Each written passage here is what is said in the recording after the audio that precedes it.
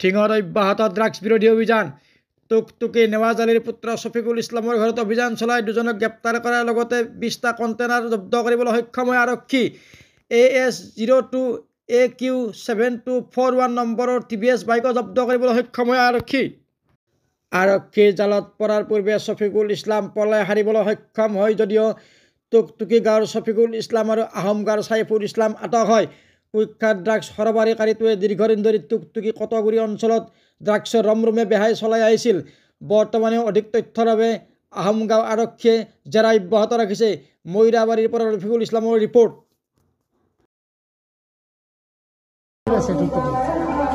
এতিয়া ছাইফুলৰ ঘৰত গৈছিলো, ছাইফুলৰ ঘৰত মানে বিক্ৰী থাকে।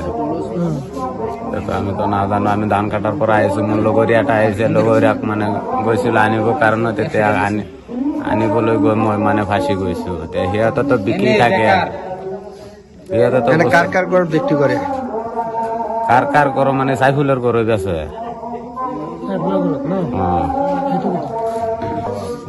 আমি জানি না লয়ে গেছি দাদা, আমি ধান কাটাতে আইসি, সারাদিন ধান কাটছি, পরা ধান কষ্ট করে আইসি, ফেল লগে আইসি। আমি তো জানি না কেলা বেছে না বেছে। আমি সরল মানুষ, আইসুন আমার তো হ্যান্ডকাপ করছেন, একটা থানার নামও না, আমি খুব সরল মানুষ।